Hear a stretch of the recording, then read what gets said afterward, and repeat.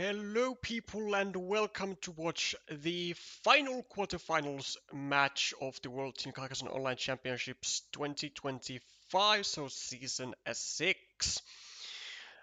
We have now today concluded the 3 previous quarterfinal matches. RCP Japan with a 2-3 win on Japan's side. Ukraine-Brazil on a 3-2 win on Ukraine's side. And United Kingdom versus Poland, 2-3 win on Poland's side. And now we are looking to get maybe some continuation of that same pattern of 2-3, or maybe something completely different.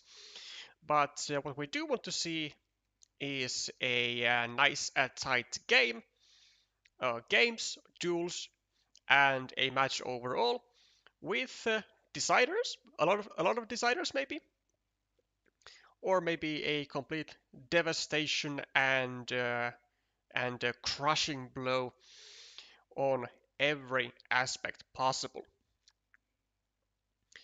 The winners of the quarterfinals, of course, are going to be advancing into the semifinals, where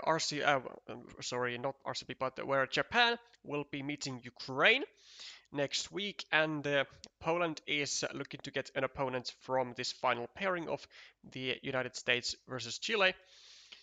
Now, what is certain, according to the best of my knowledge, is that there will be history made in the sense that we will have at least one completely new grand finalist out of these teams, so either Ukraine, Poland, or the United States, or Chile.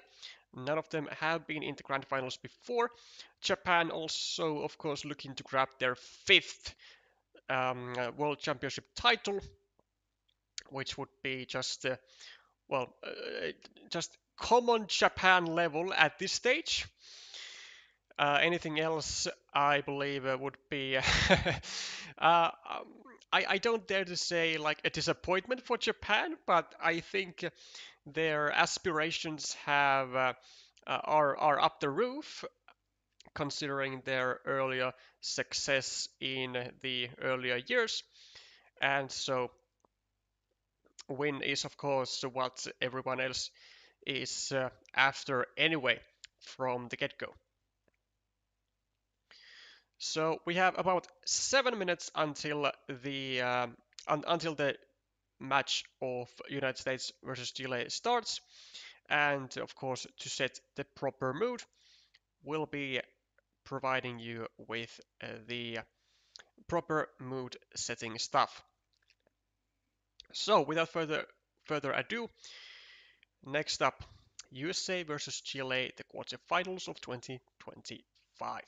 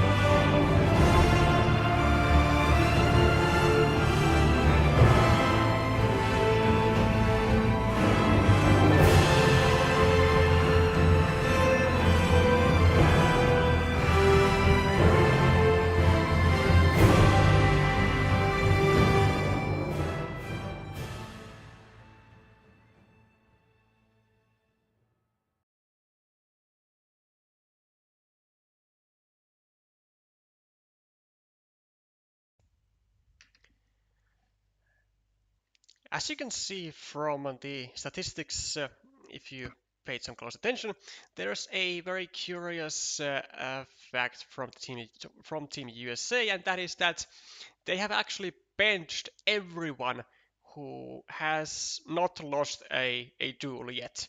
So um, I'm not sure what their thought process in making the lineups is, but they are certainly giving a lot of well, pressure for sure, but also a lot of faith in their other team members. Whereas Team Chile currently going like just full steam ahead, giving a lot of playtime for Aden Lacheras. Well, pretty deservedly so. 4 duels, all wins. Couldn't really be a better performance for him this year. Also, HT Bry undefeated so far. Does only have 2 duels played, but they are certainly 2 very important ones. And now looking to grab his third win and make those statistics even better looking. So the lineups you can see obviously above me. We have on table 1, we have John Sheldal versus Claudio Jorquera. We have on table 2, Kevin Bouchard versus Diego Acevedo. Table 3, Alan Fody versus Alan Las Hairs. Table 4, Jacques Edelin versus Jorge Mella. And the table 4 is where we will be focusing on. And finally, on table 5, we have Alan Chang versus Brian Townsend. Now, like I said, we will be focusing on table 4, mainly due to the result of the questionnaires that I put out on my channel, and you responded with about 70%. With about 70% of you stating that focusing on one table until the end is a better way to go at it, to feature full games instead of focusing on instead of trying to focus on multiple tables and providing coverage, or let's say partial coverage of several different players and several different games. Now we should be having a pretty even matchup, I would say. Arguably, we have all players 500 or 600 rated, mainly 600, with some exceptions of Sheldal just under that rating mark with gdlk and Vainiria, but you know, all in all, I mean 550, 600 are pretty similarly rated players. There is not a huge amount of like a gap in the skill level generally between 50 rating points, unless it's like maybe on the very tippity top of the ladder mark, so like from 750 to 800. So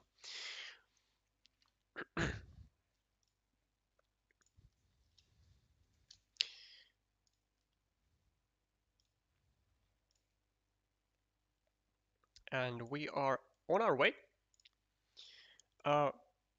Carky gonna be especially, I say at this stage already known for dropping very like extremely early farmers and somehow always managing to get away with them. So let's see if that technique is going to be used here.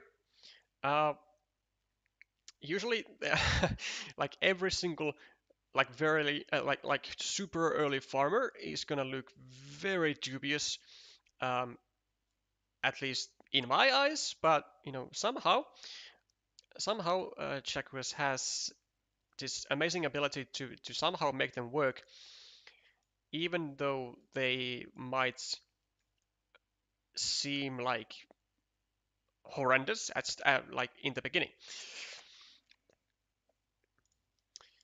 So a couple city caps. I wouldn't actually blame a Kharkiv from going actually over here first. This one is I want to say like a slightly worse alternative, trying to achieve the same thing. So trying to finish a nice looking 10-point city. Now going over here, I think it would be better in because it does not give any extra efficiency for this monastery, and it also makes like attacking harder for Vainiria, because he would have to be attacking, of course, going upwards, and then there are two meeples from red tangled with this square as opposed to one from green, and there are also, of course, the dividers that would then be nicely limited to the field plus double city tile. So now we can see here, Karki goes with a very early farmer with 0 uh, cities on it, just 3 unfinished ones, and also even leaves this little 2-point road up for grabs, which now has become already a 3-point road, and it does go to Karki. Now manages to finish the city, start a new one, expands the field with the curve, takes the 4-point road, and now you can see already it didn't look like much, honestly, when like upon taking the field, but with just like 2 tiles, like 2 turns later, Karki has already made it seem like there is some actual potential in this field, and he can even further that potential. Not like going there, but like going over here, though, I think would have been a bit stronger. It doesn't put this road into jeopardy, because now it's when directed downwards, it's gonna be a little awkward for Karki, to be honest, of placing anything over here, especially like a let's say a city crossroad, because it's just a value tile, and you would hate to place really anything to a shared feature, because usually it doesn't achieve much at all.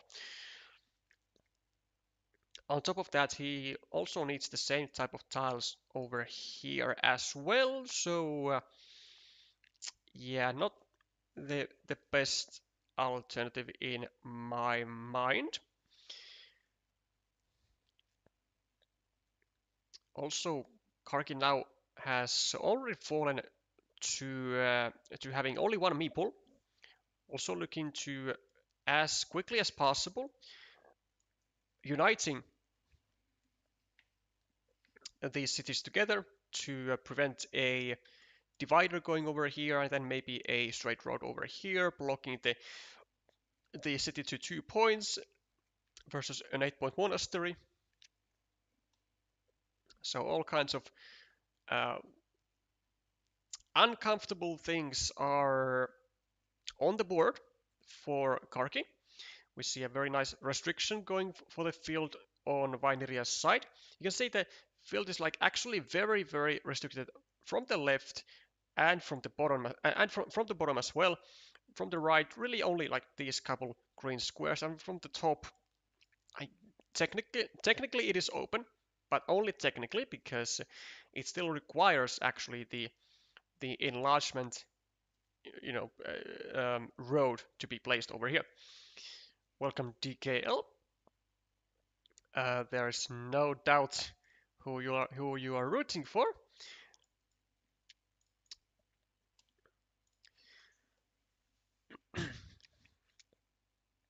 It's actually a very troublesome situation for Carky because he only really has two meeples to spare, maybe for the entirety of the game, because he has three of his meeples tangled up with different type of cities, with here and here and here, and it's going to be pretty bad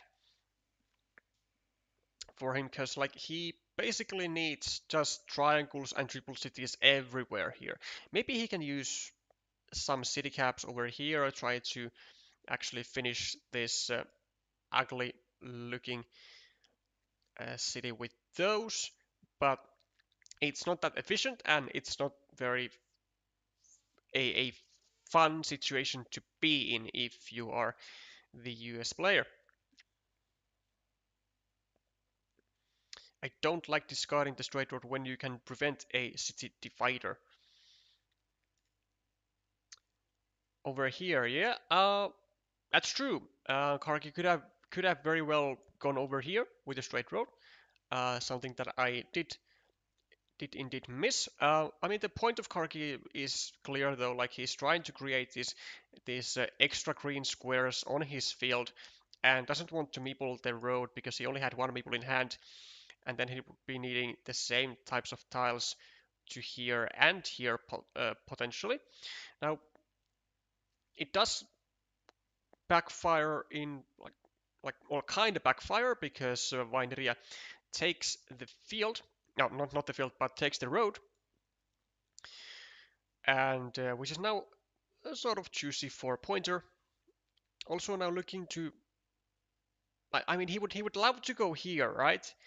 To keep restricting the field, but I think actually the chances to restrict this field like further down are like kind of gone because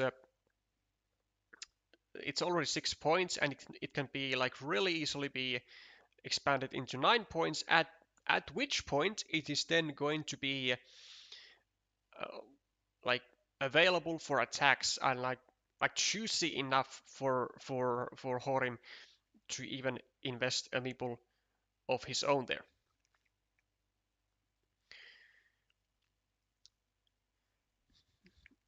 A Dorito for Horim, and well, not entirely great stuff he can use it to.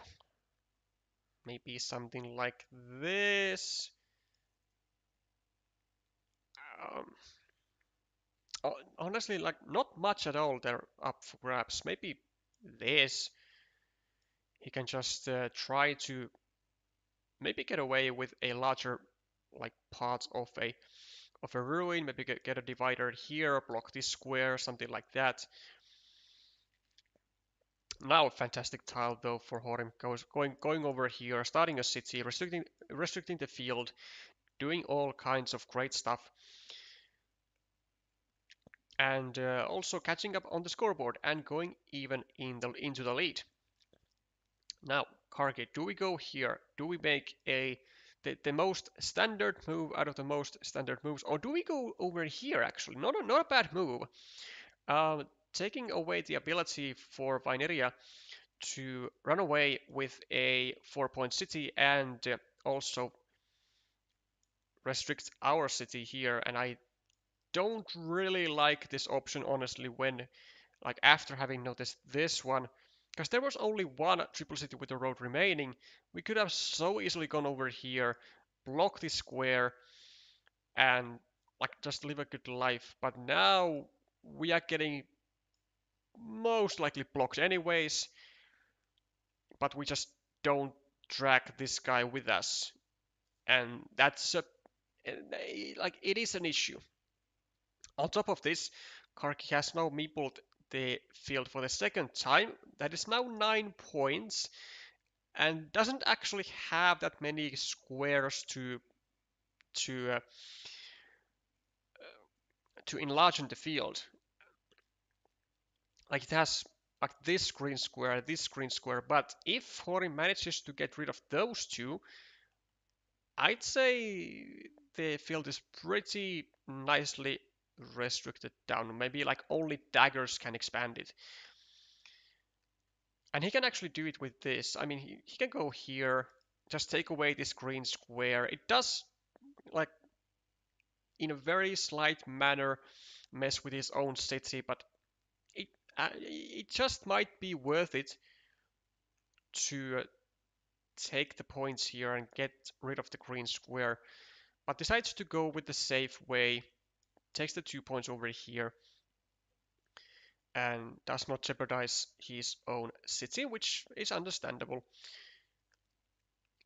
We probably are gonna go with just a 3-point move here, getting our meeple back.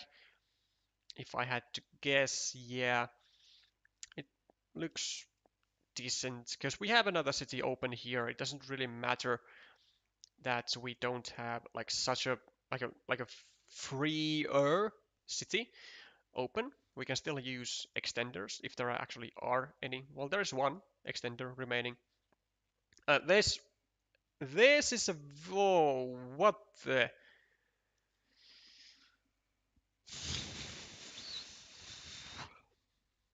this is a very dubious move from carky. Like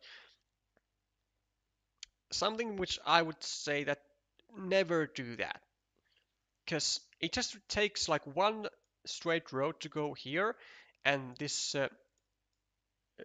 divider is then going to be rendered useless, like almost entirely useless.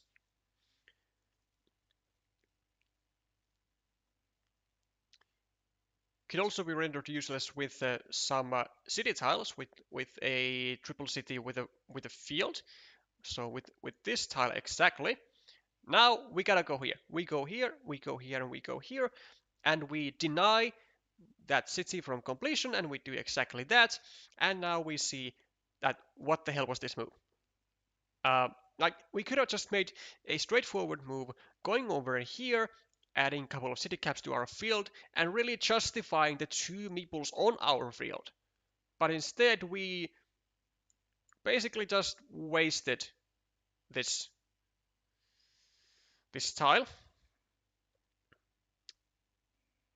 and I am like definitely not liking the move that Carky did here. It's like on surface there are like good ideas behind it, but like really when it comes to the execution and like finalizing the move, then it really just kind of strikes that it's so easy to prevent, like with almost any tile.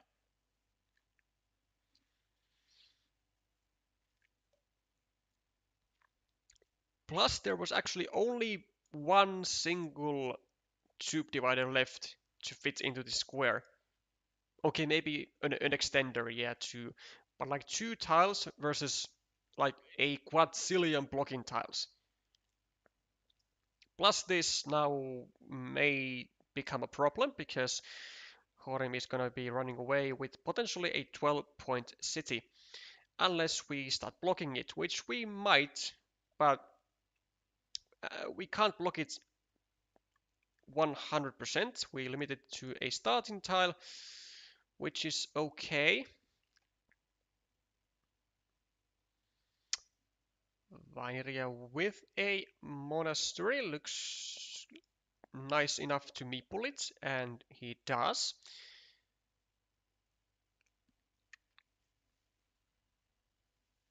And we are again going to be able to get a very nice tile here.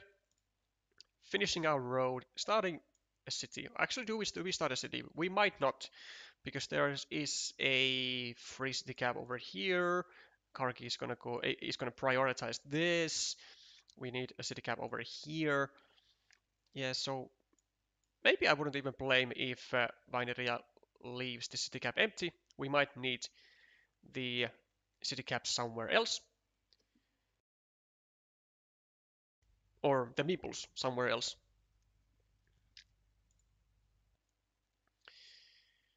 Carky takes 2 points,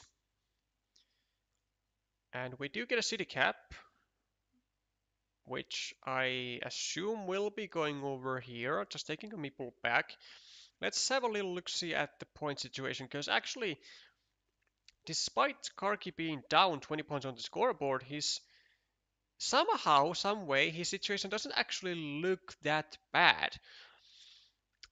Minus 13 on the scoreboard, minus 21, 22, 23, 26, 31, 30, 25, 20, 16, 1, 2, 3, 4.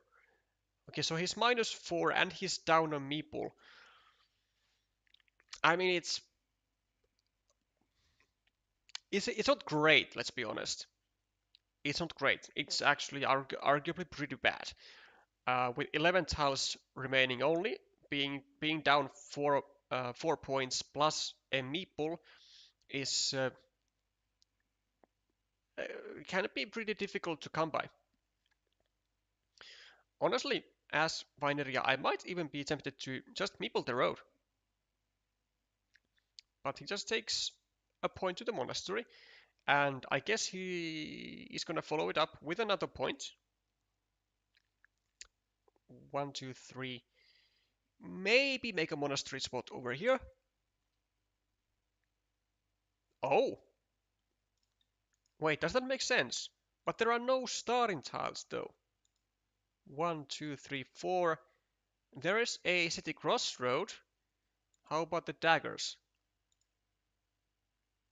Uh, there's one dagger, right? So one dagger and one... Yeah, one dagger and then one...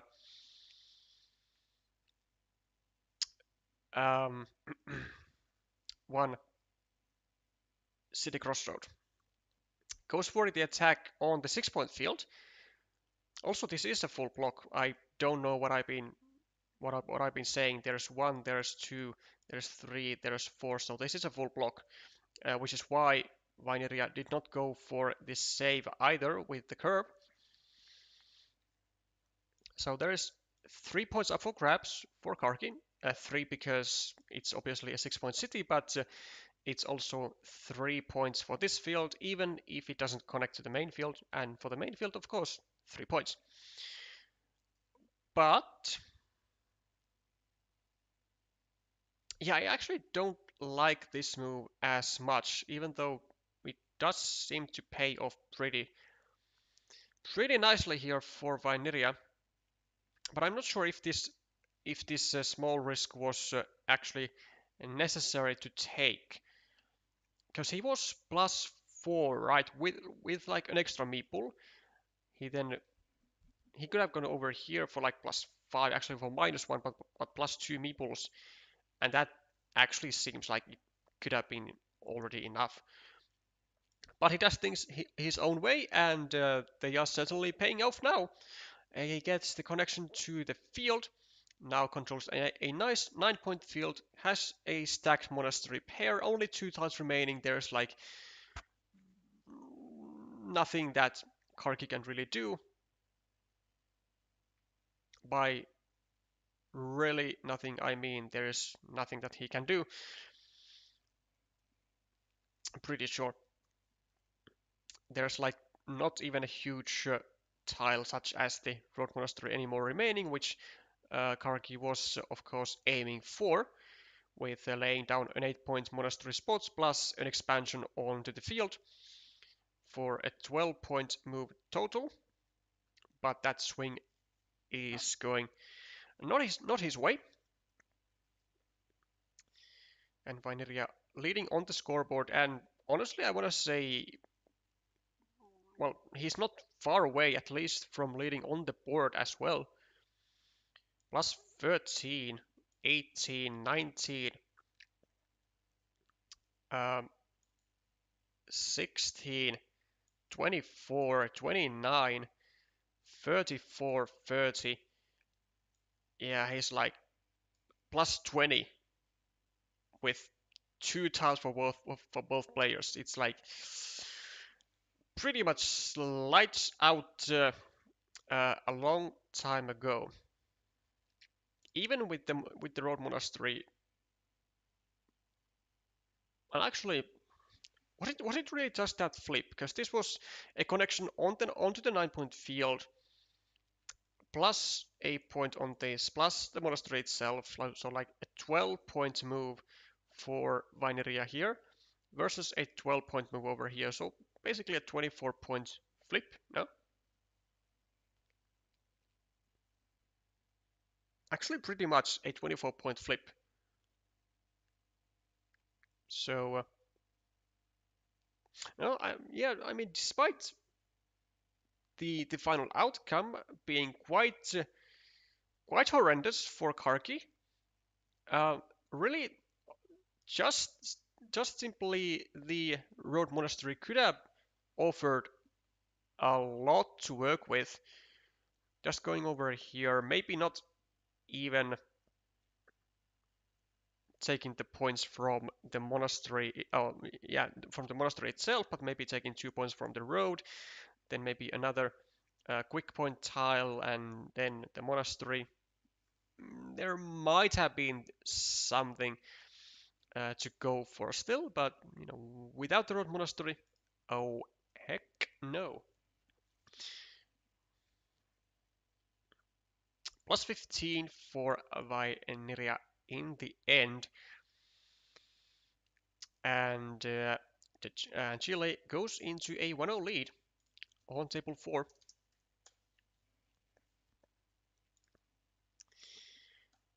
The MSO winner from 2023 shows what he's made of. Will he show it the second time? We'll see. Maybe taking a little break,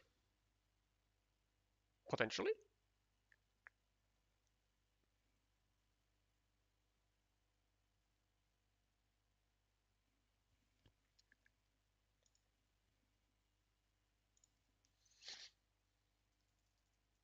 Let's make sure that carky is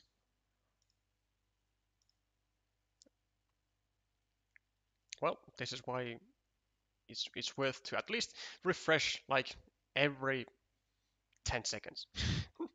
So, second game on its way. Chile leading 1-0. First 4 points go to the US player. And Vainiria now having to settle with the Field Dorito, same as Carky in the previous game. And we see early monasteries for both players.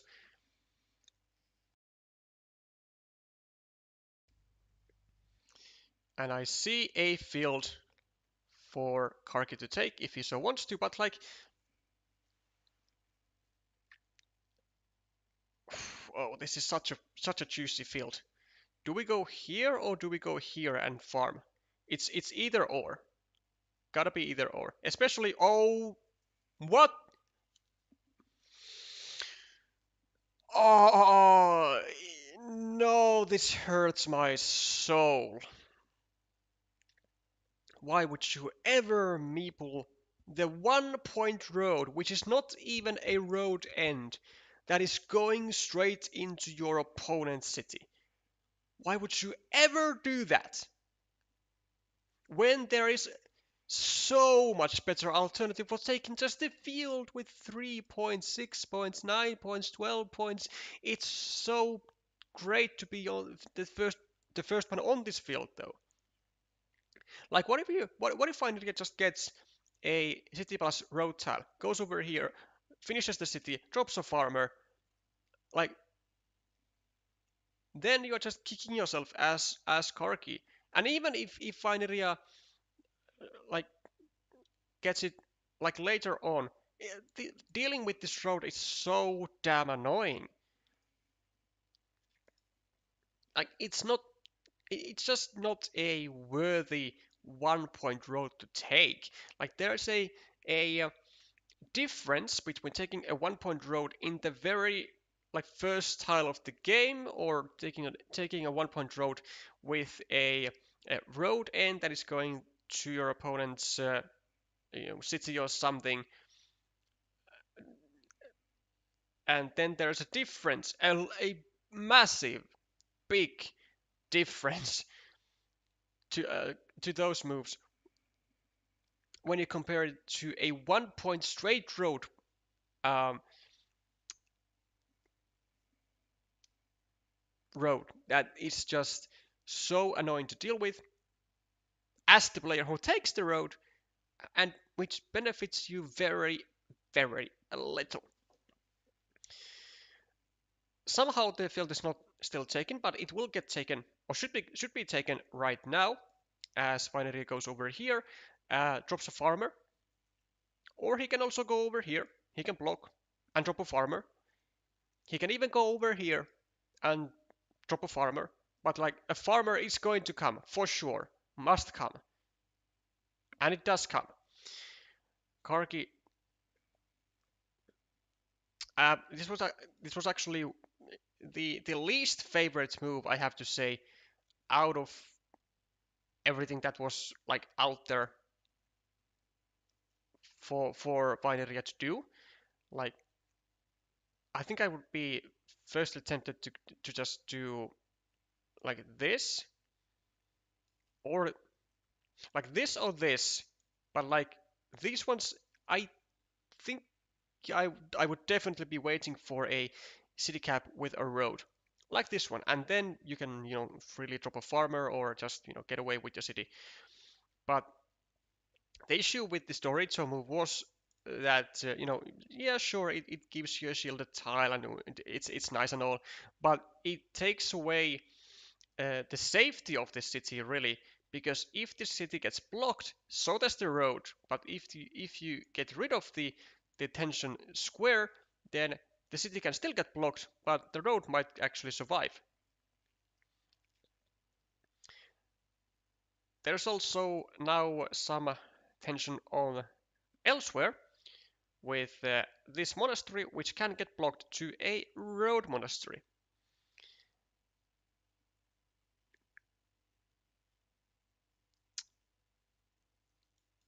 This one is for sure very sweet and juicy for Vainiria though. Also meeples the potential 5-point road, as he should. Can't really leave that for Carky, even though there are like some straight roads gone. Actually, like half the straight roads of the game are gone, with 1, 2, 3, 4, and 4 in the deck. And also only 2 starting tiles left also, and 3 field crossroads. So like, I mean, it's still 9 tiles to fit into the square, right? Like, it can't take that long before we get it, right? Also, seems like neither player, Carky or Vainiria, is not really caring about this, is caring about the blocking of the square. Well, now I think Vainiria will take a little carry of that, going over here. Like, just to pose a threat of that monastery actually getting out at some point.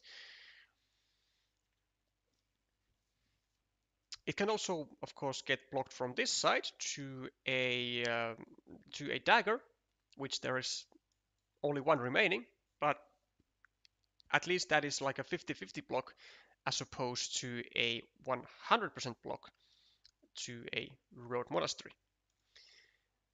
Cargy using a road end to attack the field, which I don't think is correct, because uh, well, first of all, we are running like slowly short on a crossroads in the first place, with 1, 2, 3, 4, 5 now gone, 3 only remaining in the deck, and attacking this field from here is not the highest priority in my opinion, especially with a value tile like this, because there is also this secondary option to get to the field.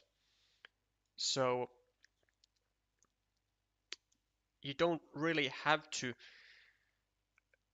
attack from here necessarily. You can also just attack from here, and the connection is like really safe, because there are still 4 vanillas to fit into this square. Also, um, Carky is meepling this city, which I cannot really begin to understand. Because I would imagine that Carky would love nothing more but to just block this square into a dagger, which still can be done. And because Vainiria is now leading on the scoreboard with 27 points, with a monastery for both players, with only some consolation features for Karki, maybe like worth for like 10 points. So really plus what, let's say 15, whatever, and 16. This field isn't even covering all that, and he's down 2 meeples. Okay, they are recoverable, so maybe saying that he's down 2 meeples is a little too is a little too like overinflating the word, let's say. Okay, but this is definitely a solid attempt for Karki to come back. So he's trying to, of course, finishes the road. But what he's trying to do is to get a solid stance on the field of trying to finish this, drop a farmer, and then ride off into the sunset with the entire field, and really try to discourage further farmers being dropped by Vainiria, which is why a equalization comes from Vainiria's side. And really, if he just equalizes like every feature that Karki has, I mean, he should be golden. Like, look at the points, man. 50 to 21. Like, it's really painful if you're a Karki. Like, you do get some catch upping to do on the scoreboard now. Still minus 17, and Vainiria with an extra meeple.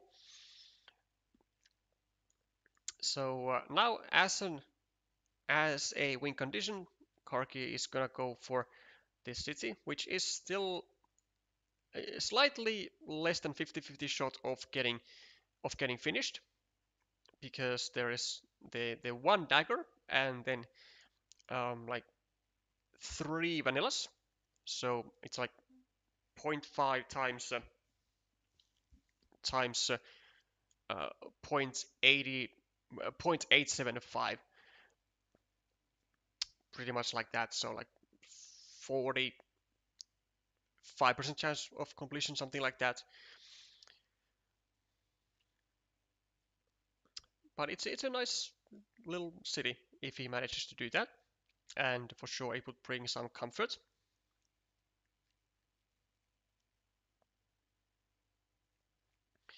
Vainiria, though, finishing another city of his and dropping a farmer on a small 6-point counter farm, which actually in some cases there is a reality where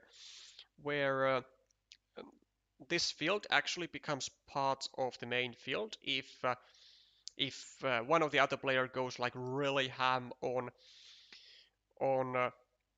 farmers. So maybe like a curvy tile over here, then another curve over here, connects over here, and suddenly green is actually leading the field. Gotta keep that in mind as red for sure.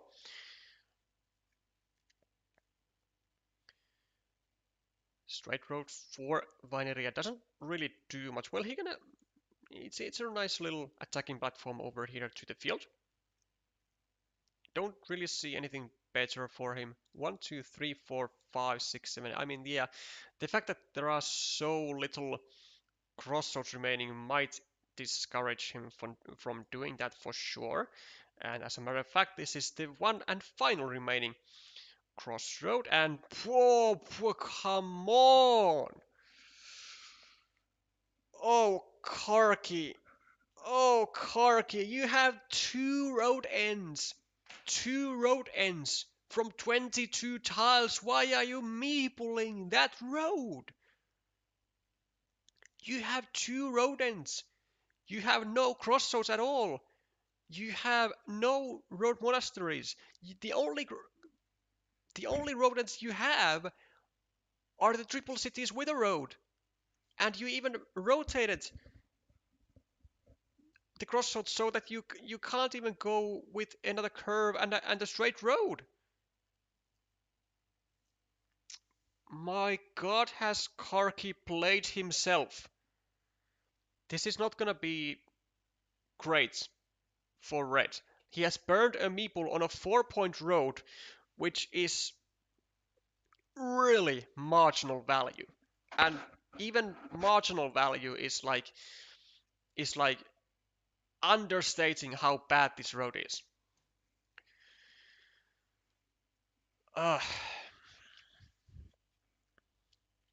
he better make that work, or he better be able to get this city finished, because otherwise he's about to experience something not nice. Goes for a field. So Karki is definitely looking to unify every field together here, for sure, because he's gonna go over here, or try to go over here, grab the 4 points, and unify all this. And now dropping this farmer is basically saying that that these farmers are, that these farms are getting unified, whether you wanted it or not, and I'm going to win over the field. Because in Karki's shoes, he definitely has to win the field. Like, even just finishing this city, getting these 4 points, and equalizing the field in the end is not gonna be like enough. This, do I like that?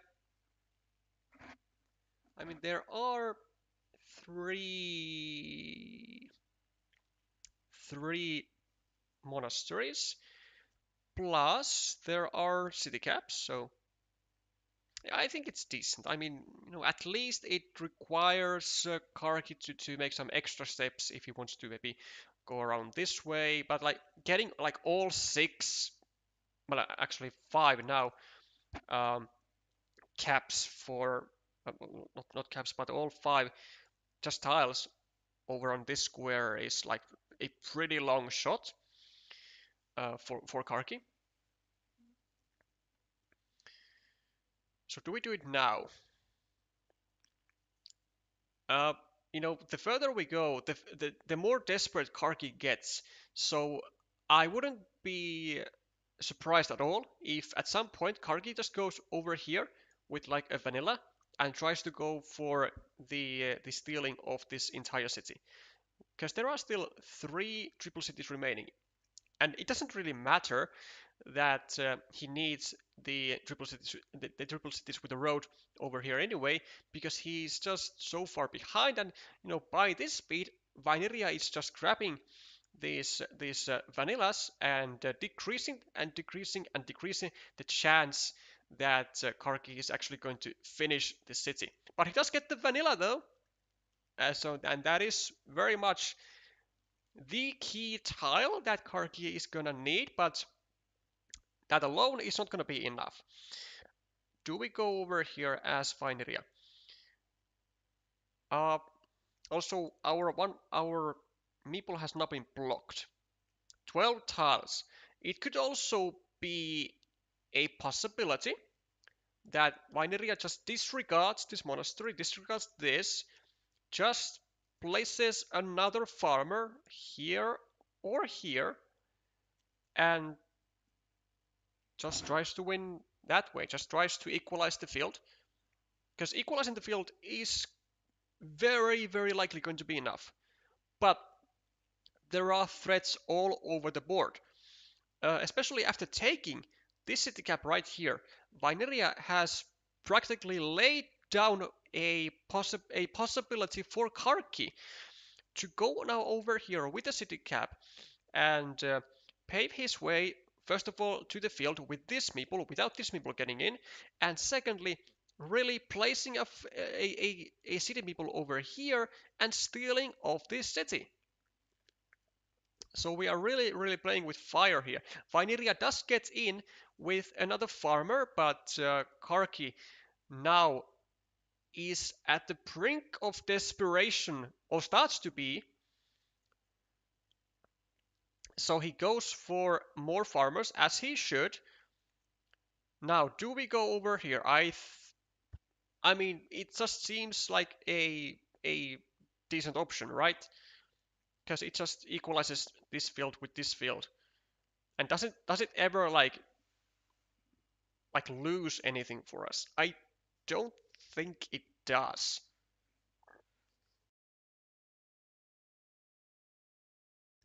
I don't really think it does. Maybe going over here and just trying to block off this farmer is a okay option, which is what Vainiria goes for. I mean, this is actually decent. I mean, at least it takes away a potential 8-point city from Carky, because there is still, I think, one vanilla remaining, and Carky gets it. Um, can't take the 8-point city, but he can, connect to the field. So that's something. And still, he still has 3 tiles remaining, so uh, pretty much Carky will. Oh wait, he needs it over here as well. No, but no, this is not on the list anymore because it gives a meeple back to Vainiria, and like we just really need the field. I don't see a universe where Karki wins this if he just finishes the city over here, because then he's actually like currently losing the field. He needs to not equalize the field, but I think he really has to win the field. Like definitely has to win the field because it's now plus 22 for Vainiria, plus 31, plus 30, plus 24. This field is 1, 2, 3, 4, 5, 6, 7, 8. Actually 24, but these are the small extra points that would be enough for Karki if he wins the field. And he goes for winning the field, as he should. Now, if you're Vainiria, the only thing that you have to worry about is to see how can Karki attack the field.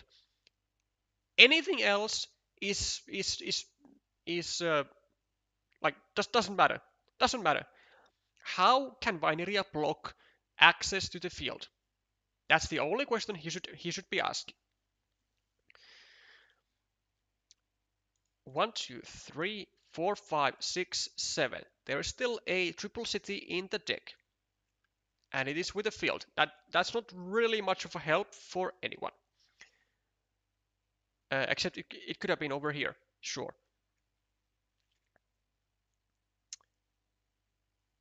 That's a great move by Karki. Unfortunately, Vainiria is going to block this connection to the field, but he has to make he has to be 1000% sure that it's going to indeed be a block. This will be a block. This one, maybe there's a straight, maybe there's a curve remaining. 1, 2, 3, 4, 5, 6, 7, 8, 9. There's no curve, so this is a block. This is a block. Either one is fine. It might even be the case that he didn't even necessarily even have to make this. There might not even be another field plus field tile, and Karki now is going to be tossing in the towel,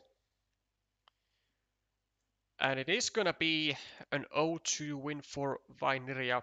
What a very interesting field fight. I mean, first Karki just refusing to take the field.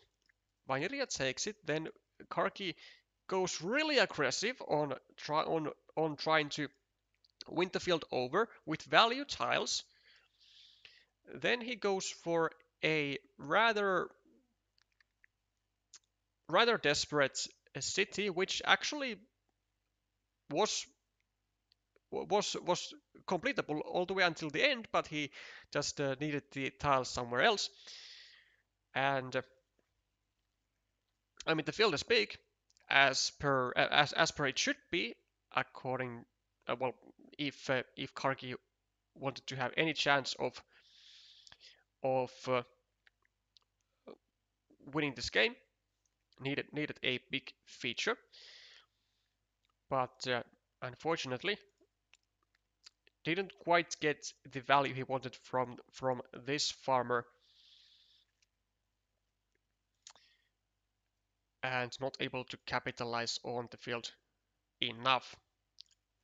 So 2-0 win for the former MSO champion, and a point on the match scoreboard for Chile, and it puts them an inch closer to the semi-finals.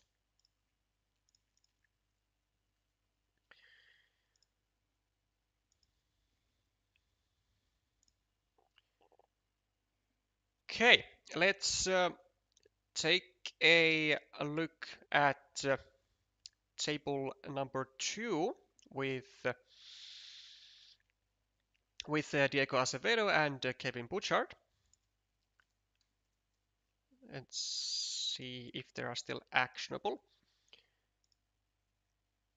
They are having a decider, which is great because they just started their decider as well.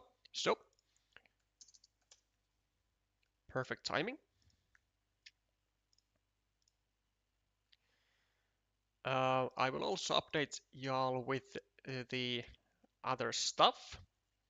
So we have also a 0-2 win on table 2 for Claudio Jorquera. That's 2-0 Chile. And then we have Crocodile Fundy leading 1-0, as well as Alan Chang leading 1-0 on table 5. So we have some stuff on both sides. The bad thing is for the US is that they have to win all of the remaining tables, and that's, well, at least 4 games has to be. I'm sorry, 3 games has to be won.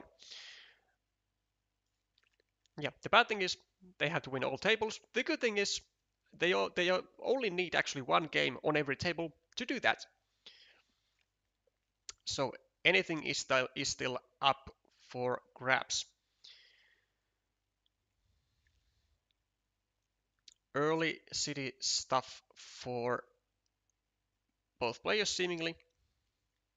GDLK seems to be having some connection issues, but hopefully he'll be back in no time.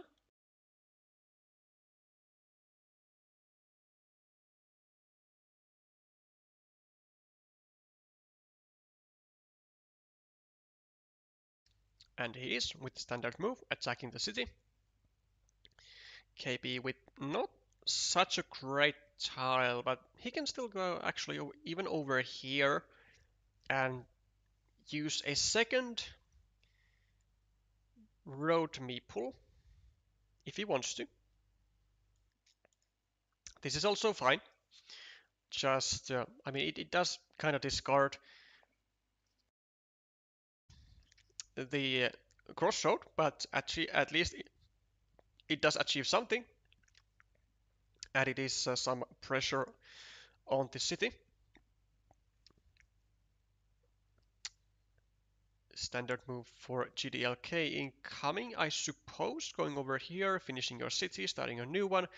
It does create a field with a very easy move for KB to continue from that, with going maybe like with a straight road over here and dropping a farmer, but then it can always be countered by GDLK later on with a farmer of his own over here. 3 points for GDLK for KB, or 2. I think this 3 just is slightly better because it just achieves the, well, pretty much the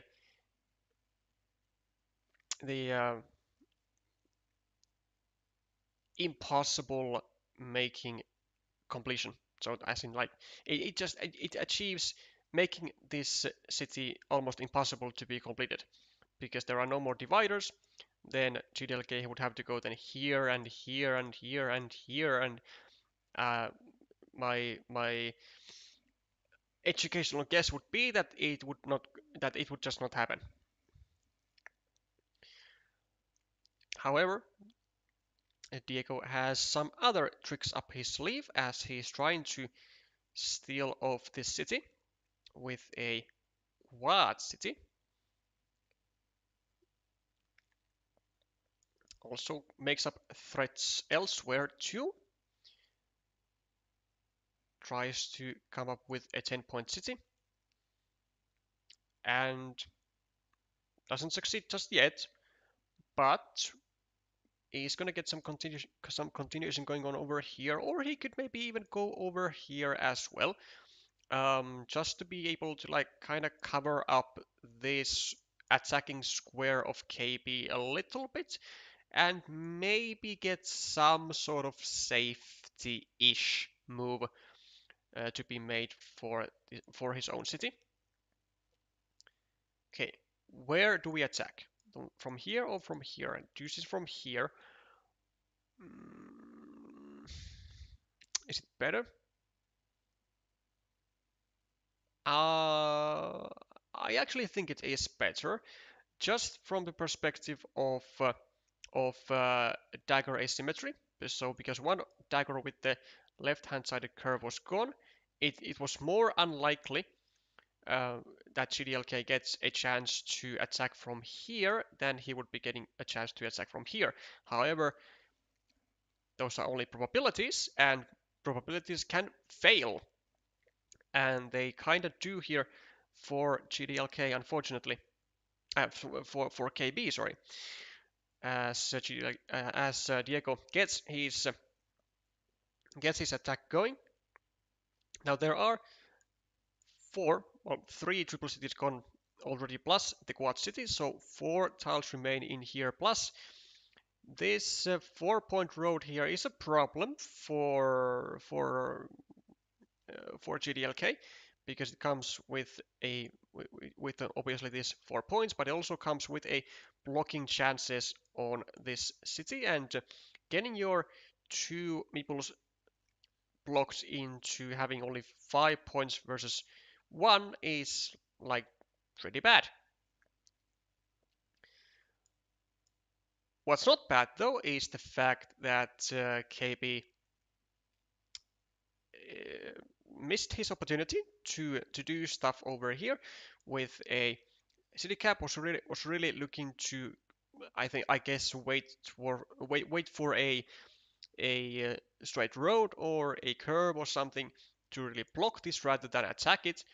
But now we have so much issues as as KB, and he tries to deliver a rather killing blow to everything at once, and succeeds immediately on the other. But does he actually want to do this or this? I mean, like, surely this is more tempting though, because it's just an immediate block, right? But this is, I mean, it's a lot of points though. But then you are also just entangling your road to the same stuff, right? So it's not really like that great. Like, you would ideally want to have a crossroad here maybe, and then finish your road and try blocking the city. So yeah, this is the move that KB decides to do. And an interesting saving effort from gdlk. Honestly, I would have even been tempted as red to continue this road of black and direct it to the left, self-blocking your own city, but there are still 3 daggers, and at least if it now gets blocked, then your opponent's road is going to go with it.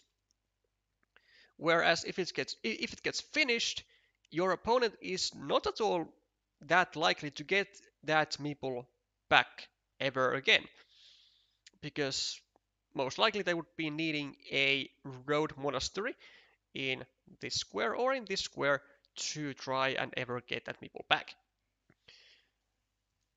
But this also works. Also works if you just draw the right tiles, anyways, and just finish your city. So that works well for red here.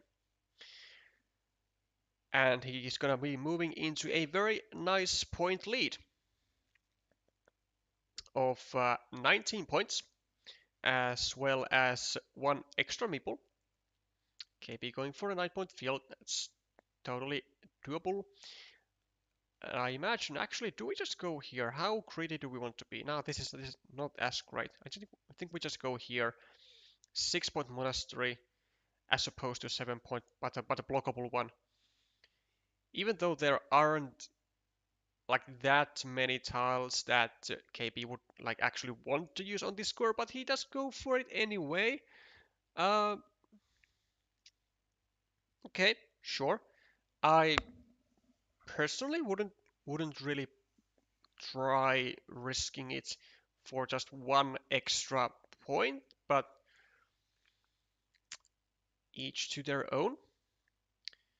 KB getting a meeple back from the from the road, contemplating on a farmer, I guess, because there's now a road monastery spot.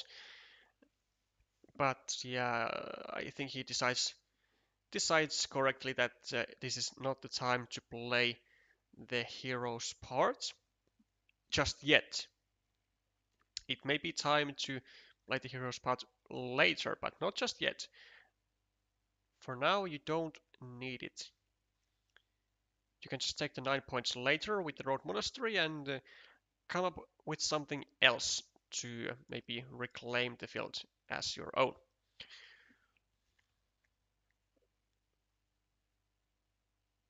I'm terrified by the fact that gdlk is thinking after just placing a straight road. Like, he should like never be meepling a road here. Like, never. Only has one meeple. He needs road tiles like here and here and here and here and here. Like, he would be needing way too many road tiles. Okay, that's what I thought. Good. Doesn't go for the meeple. There's also a ruin fight going on over here for KB and well, obviously for gdlk as well.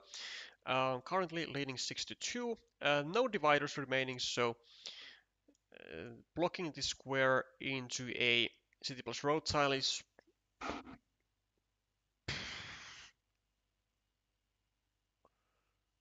this is a horrendous mistake.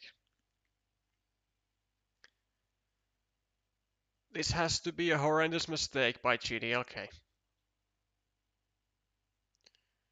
He has no meeples.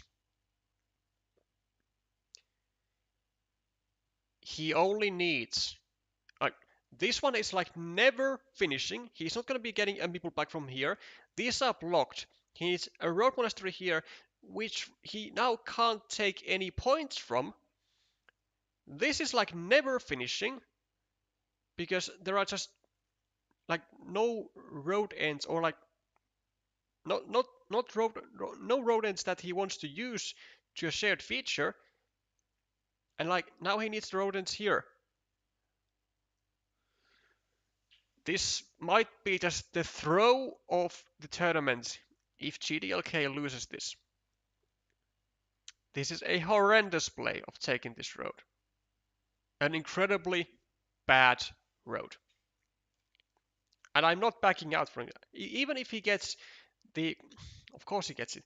Even if he gets the meeple back like instantly, I'm still gonna say it is a horrendous road.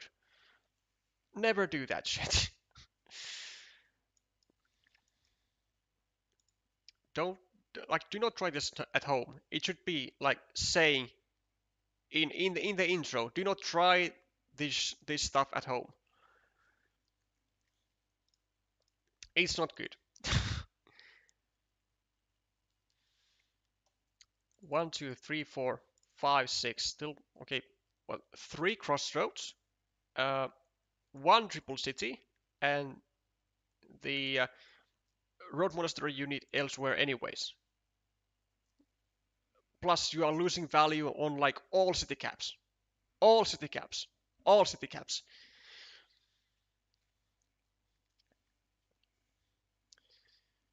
Uh, Pretty sure gdlk is overestimating, or at least was overestimating his lead. Not to say that he's not overestimating it now. He might still be. But even though you have a nice lead on the scoreboard, now plus 15, uh, you still can't start doing like reckless stuff like this, just using your final meeple like on random on a random road.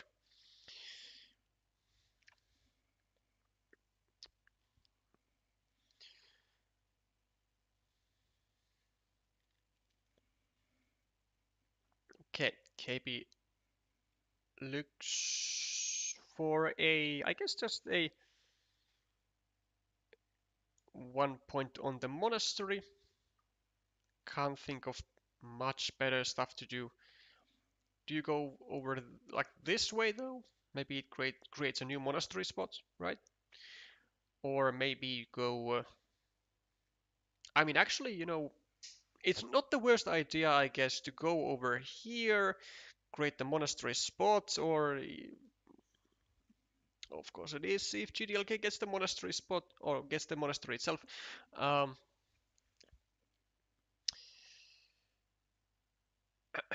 okay, now gdlk can take a like a real sigh of relief, and now he can do pretty much whatever he wants, can't he? He's plus 24, plus 28, plus 36, field is equal, plus 29, 23, 25. He's plus 18 with 13 tons. Okay, maybe not like whatever he wants, but like as long as he keeps his meeple in hand, he keeps scoring points. It's like I want to say almost impossible to lose. I don't know what gdlk could possibly do to lose this situation anymore. Not after that road monastery, because it was the main flip for 18 points.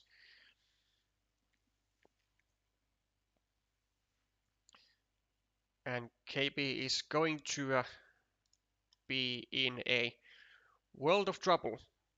And let's actually not forget that if gdlk wins this game, which he's very likely to do,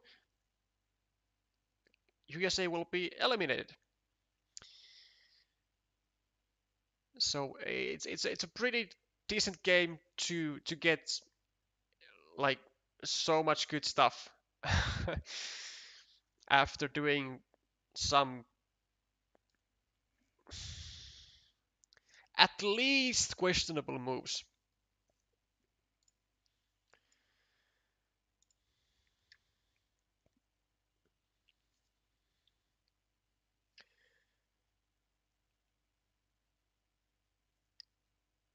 One, two, three, four.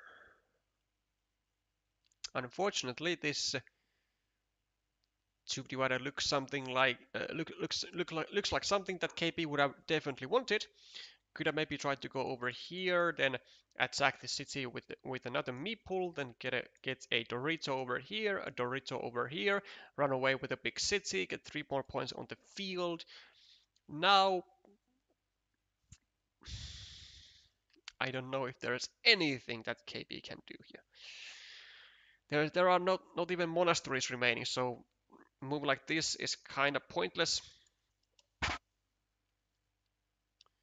This road doesn't score enough points.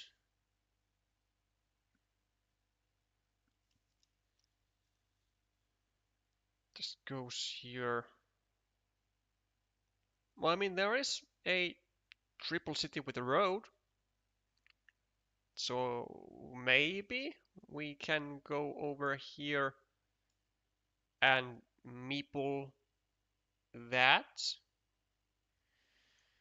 Uh, 1, 2, 3.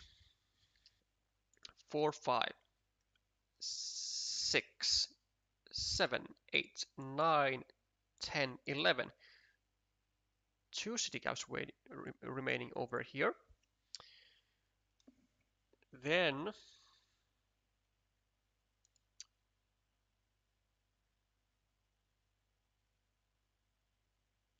an extender, a Dory. Actually, it was damn. Actually, a really nice find by KB. A fantastic find.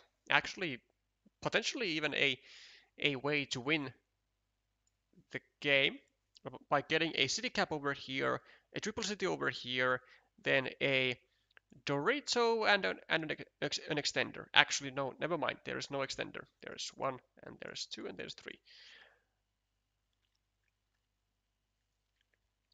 And I don't think there would have been even a dagger plus another city cap combo to go over here.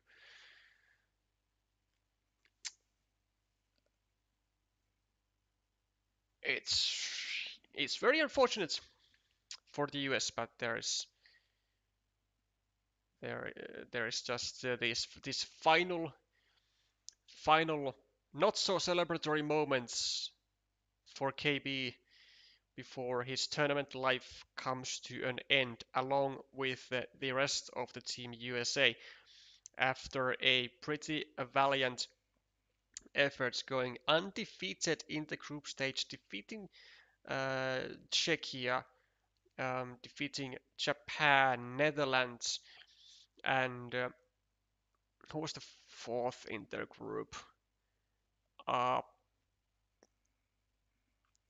I definitely know, but I don't remember. And then, of course, defeating also Finland in the round of 16 and knocking us away.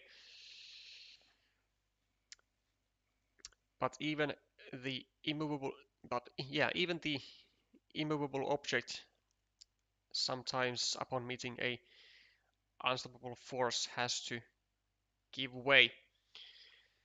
And unfortunately for the US, the unstoppable force is Chile.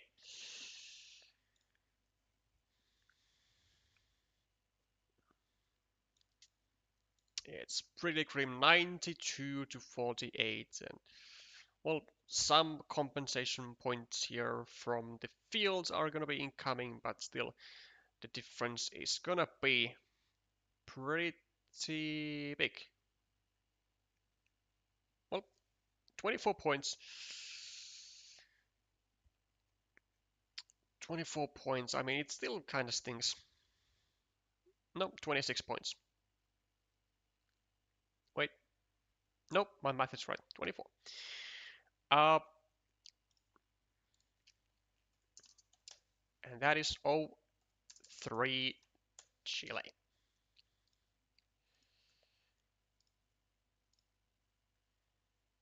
How about the other tables? Do we have honorary points? Maybe. I mean, we kind of do. We have deciders going on table 3 and on table 5, so at least the US is not gonna go down without a fight. Although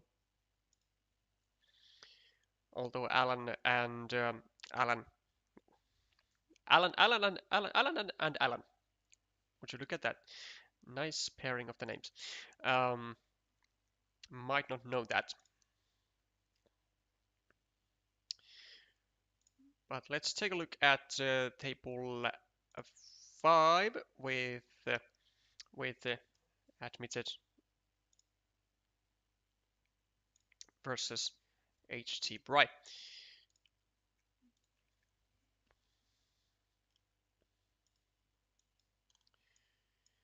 So what do we have? We have a huge road, which is shared. We have a pair of monasteries. We have a 6-point field, maybe about to be a 9-point field. We have a city versus a field. What a weird farmer. What?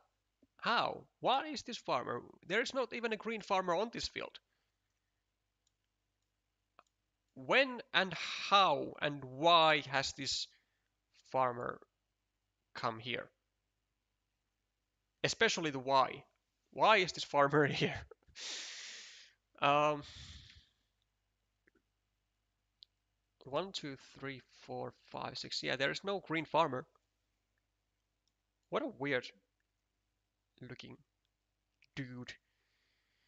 1, 2, 3, 4. Is this the final vanilla?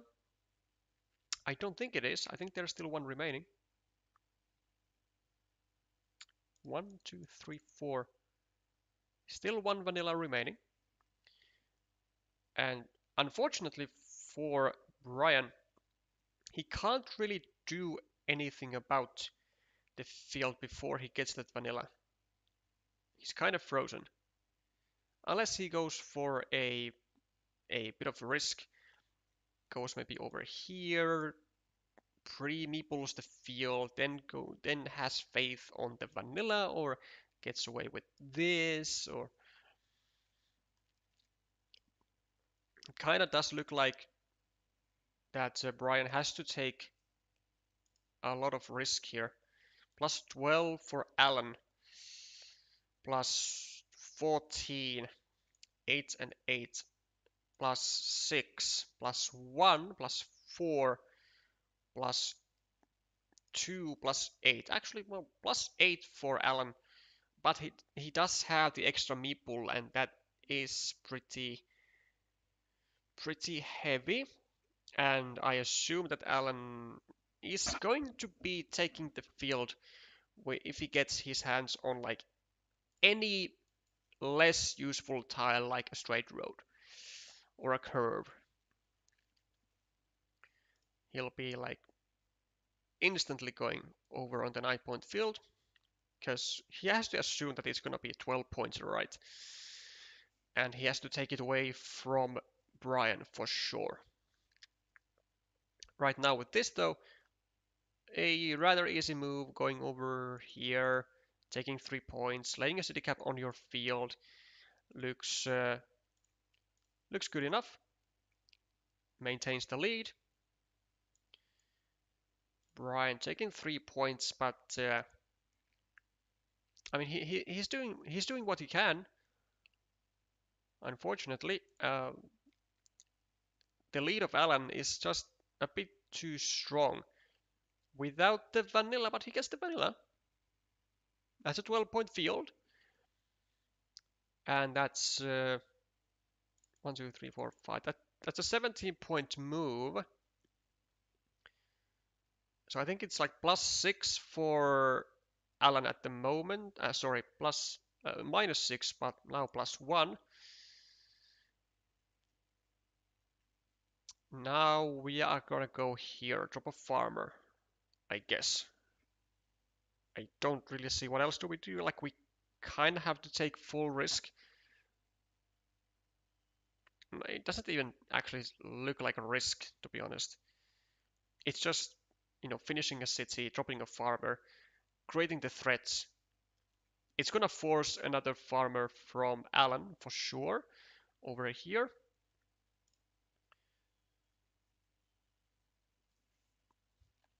Like we just gotta do it, right?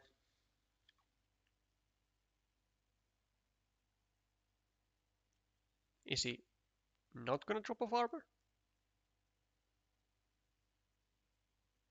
Well, actually, he might not have to. See, because Alan was after this like plus 1. They would be equal after this, and well, this should be pretty immediate. I guess going over. Whoa. Okay. I guess not immediate. That's one way. Does he go here or does he go here? Two ways to do about things, and he goes for the 15-point field. 12. Well, actually now it is 15. Oh, no, that's extra. Isn't it? I think that's super extra. I mean, it does force a response though, It does force Brian to use. Yeah, it does force Brian to use tiles around it, perhaps to prevent the connection. And in some cases, this I guess could be unblockable anyways, maybe. But yeah, well, this works. This works in most cases, I guess. 4 points creates the threat. I mean, there's like always some road tiles remaining anyways, so now can we block as Brian? Probably yes. The question is, do we have another move? Can we like go over here?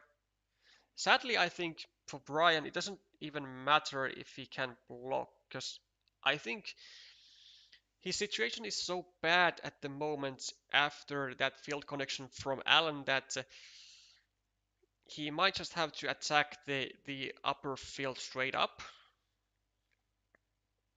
But he does go for the points. And Alan, what do you do? What do you need to do? Plus 12 is plus 15, plus 18, plus 20, plus 4. Actually only plus 4. Alright, this might be doable. Wait. Maybe it's not that bad after all. Is this enough? Uh, I mean, there's gotta be a win here somewhere for Brian. He's not that far behind. He's minus 10. If he just gets to attack any field here, it's good. Like maybe a ninja over here. 1, 2, 3, 4, 5, 6, 7, 8, 9, 10, 11, 12, 13, 14, 15, 16, 17, 18, 19. There. Oh. Oh, come on. You only had one tile remaining, brother. Oh, and it's even the fucking curve. Come on. Brian. Oh, brother, gonna go like over here. Meeple this. Hope for this exact sequence. Or go here, drop a ninja. This is like 2 plus, plus, plus something that nobody cares about. But it could be like 50, it could be 15. It's plus 2, plus 8, plus 8 on his final moves. And it was unblockable with this triple city and the quad city. It was an unblockable connection. Oh, come on, Brian. Just look at this juicy 15 points. You're missing out on 7 points. This cannot be enough for Brian. Surely. It cannot be enough.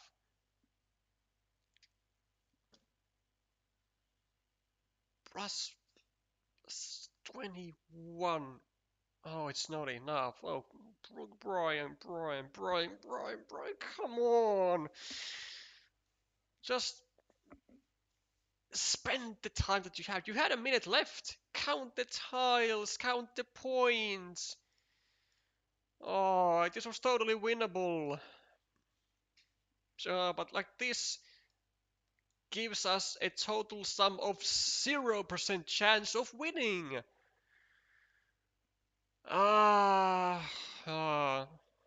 It's very sad, man. It's sad.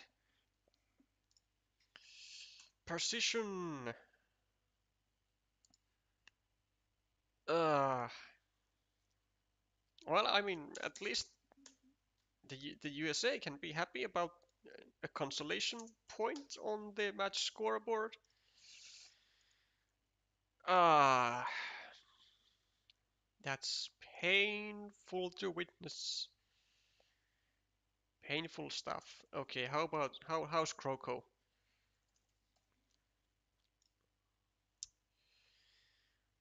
How's the second Alan doing? Uh, well, I mean, we did kinda like achieve what we were wanting for. We did achieve, and yet another 3-2. Uh, so a entire quarterfinals round with 3-2 results, and we even had an extra decider in this one as well. So on paper, it's pretty tight match. Unfortunately, it would have been so much better if one of the deciders would have been the match deciding duel, but Chile had a bit of a too early boost of grabbing the 3 match points, and then it was all really just decorative stuff. But certainly a massively fun round of quarterfinals with what 2-3, 2-3, 3-2, 2-3, and 2-3. So it is precisely what we were after: tight games, tight duels, and of course, some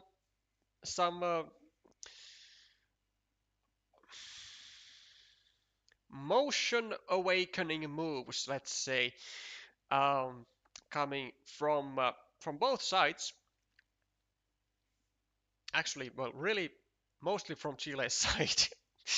But anyways, the outcome is the most important, well, at this stage for both teams, and more so for Chile, who manages to eke its way into the semi-finals, and they will be facing Poland in there. And the second semi-final, of course, Japan will be facing Ukraine next week. And ladies and gentlemen, we will be having either Japan or Ukraine going into the grand finals, or Poland or Poland slash Chile, and it's going to be a very, very intriguing stuff next week with, if at all possible, even more pressure for everybody that's going to be playing.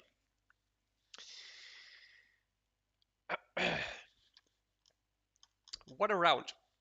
What a day! What a nice day! Congratulations for Chile, and my commiserations to Team USA, who had a fantastic run of going undefeated all the way until the quarterfinals, but just coming a tad bit short. Still, this might be one of the best, if not the best, results that the USA has had in the WTCOC. I don't. I even think that they will be placing pretty high in the 5th to 8th ranking, because they haven't lost a single match. So like, it's gotta be like 5th or 6th, something like that, which is pretty darn good.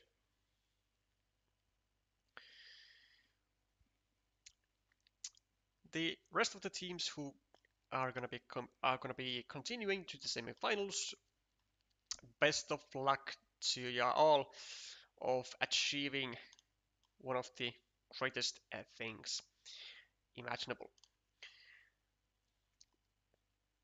That's gonna be it for this stream. Thank you all for joining. Thank you all for sticking all the way until the end. And if you do enjoy this type of Carcassonne content, then there's an easy way to support the channel by subscribing or by liking the stream. And I will be seeing you next week with some more World Team Carcassonne Online Championships matches in the form of the semi-finals of between Japan and Ukraine, as well as between Poland and Chile. Bye for now.